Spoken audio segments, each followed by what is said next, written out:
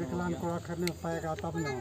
नहीं, विकलांग को रखने का मतलब ये हो जाता है उसको ज़रूरत है ना कि उसके बच्चे का कोई देखभाल करे, और देखभाल करने के लिए कोई तो होगा नहीं, तभी तो उसको शादी करनी पड़ रही है ना। पूछिए। दादा दादी भी हो सकता है और कोई भी हो सकता है, वो लालन पालन कर लेगा। हाँ, अपने सवाल पूछिए, उनका जवाब दे रहा हूँ। प्यारे दोस्तों, मैं वीरेंद्र गिरी अभी जो है ये खड़रक गांव है, यहाँ आ चुका हूँ और हमारे साथ जो है गांव के लोग हैं और मैं अभी जो है इन लोगों को समझाऊंगा। वैसे आपको पता ही है और ज़मीनी लेवल पे हमारा समझाना ज़रूरी है। देखने में ये आता है कि देहात के एरिए में, गांव के एरिए में नेट की प्रॉब्लम है। अगर नेट भी है तो बटन वाला फ़ोन है जहाँ पे हमारा वीडियो पहुँच नहीं पाता। आप मुझे अभी देख रहे हैं, आपका काम है इस वीडियो को शेयर करना, अपने सभी रिश्तेदारों को शेयर कीजिए व्हाट्सएप पे। सब रिश्तेदार तो व्हाट्सएप पे ही है, उठाइए वीडियो को शेयर मार दीजिए। इससे क्या होगा कि ये हर जगह जानकारी पहुंचेगी और आप लोग अपना प्रोफाइल बना सकते हैं। तो अभी हमारे साथ जो गांव के लोग हैं, तो आप जरा इनसे जानेंगे कि इनका जो है क्या विचार है इसके ऊपर। सबसे पहले आप बता दीजिए इस गाँव का नाम क्या है? सखवार। अभी जहाँ खड़े हैं ये सखवार है और इसके उधर जो है दूसरा क्या हो जाता है? हाँ, यानी खड़रक और सखवार, ये दोनों गांव एक दूसरे के साथ ही जुड़े हुए हैं। अब यहाँ पे मैं आपको बता देना चाहता हूँ, समझ लीजिए।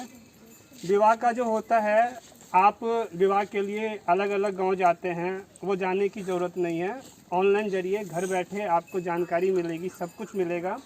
आपको प्रोफाइल बनाना होता है अपना। प्रोफाइल का मतलब है अगर आपको आपका बेटा है और उसके लिए बहू ढूंढनी है तो बेटे की जानकारी दीजिए, बहू कैसी चाहिए वो बताइए और कब तक शादी करना है वो।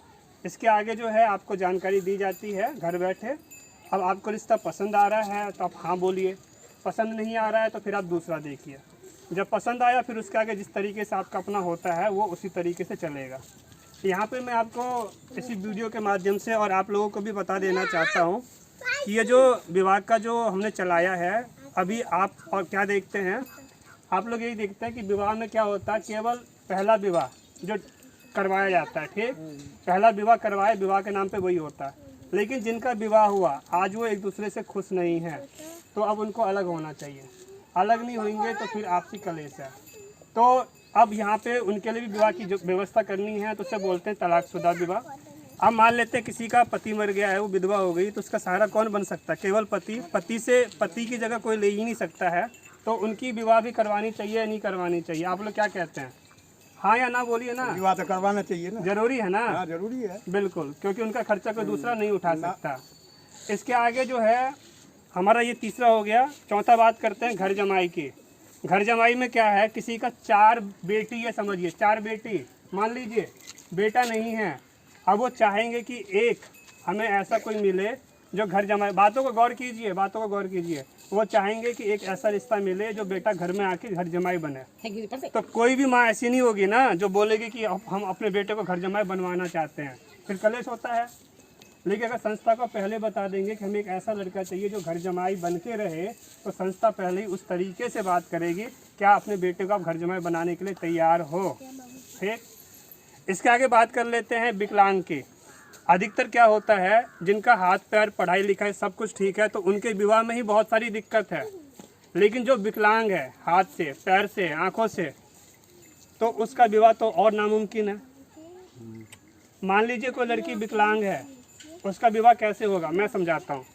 कोई लड़की विकलांग है तो कहीं पे कोई लड़का भी है जिसकी पत्नी मर गई है, अब उसका 1 या 2 बच्चा है, समझने की कोशिश कीजिए। तो पहले के टाइम पे क्या था, पहले के टाइम पे था कि मौसी से विवाह करवा देते थे, होता था ना पहले, मौसी को माँ बना दिया। लेकिन आज की मौसी मुंह खोल के बोल देगी भैया हमें नहीं करना, बात खत्म। तो जो विकलांग लड़की है उसका विवाह वहाँ तो हो सकता है, हो सकता नहीं हो सकता? तो अब क्या है, विकलांग लड़की को भी सहारा मिल गया और वो जिसकी पत्नी मर गई, जिसका बच्चा है, उसको भी माँ मिल गई। और विकलांग को रखने पाएगा तब ना। नहीं, विकलांग को रखने का मतलब ये हो जाता है उसको ज़रूरत है ना कि उसके बच्चे का कोई देखभाल करे, और देखभाल करने के लिए कोई तो होगा नहीं, तभी तो उसको शादी करनी पड़ रही है ना। पूछिए। दादा दादी भी हो सकता है और कोई भी हो सकता है, वो लालन पालन कर लेगा। हाँ, अपने सवाल पूछिए, उनका जवाब दे रहा हूँ। दादा दादी की उम्र जो है ना एक लिमिट में है, कुछ साल के बाद दादा भी चले जाएंगे और दादी भी चली जाएगी। उसके बाद जो है बच्चे की उम्र ज़्यादा होती है, बच्चे की उम्र ज़्यादा होती है, समझिए। जब कोई दादा की उम्र में जाता है उसके उस टाइम तो बच्चा पैदा ही हुआ है, वो उसकी गिनती तब 1 से स्टार्ट हो रही है, और दादा की उम्र जो है ख़त्म हो रही है, तो दादा तो उसको पाल पोषण नहीं कर पाएगा, हाँ या ना। दादा को तो खुद ही ज़रूरत है कि उनके बुढ़ापे में कोई सहारा बने, ठीक। और यहाँ पे एक बात और, अपने अपने सवाल पूछ सकते हैं। एक बात और बताना चाहता हूँ मैं, अगर मान लीजिए हमारे साथ, जैसे आप मुझे देख रहे हैं, अगर 1 लाख लोग जुड़ जाते हैं इस चैनल पे, किसी की आर्थिक स्थिति खराब है, तो हम क्या करते हैं कि हमें जो है 10 रुपये आर्थिक मदद कीजिए, समझ रहे हैं, 10 रुपये का आर्थिक मदद कीजिए। 1 लाख लोग 10 रुपये का दान देंगे, कितना होगा? 10 लाख, समझ रहे हैं। मैं आपसे पूछता हूँ कि कोई मजबूर है, 10 रुपये का दान कर दीजिए, आपके 10 रुपये दान से किसी का विवाह हो सकता है, 10 रुपये के लिए सोचेंगे? बिल्कुल कोई नहीं सोचेगा। इसी तरह से अगर 1 लाख लोग 10 रुपये का भी दान करेंगे ना, तो 10 लाख रुपये बन जाता है, जिससे किसी गरीब की बेटी का विवाह भी हो सकता है आसानी से।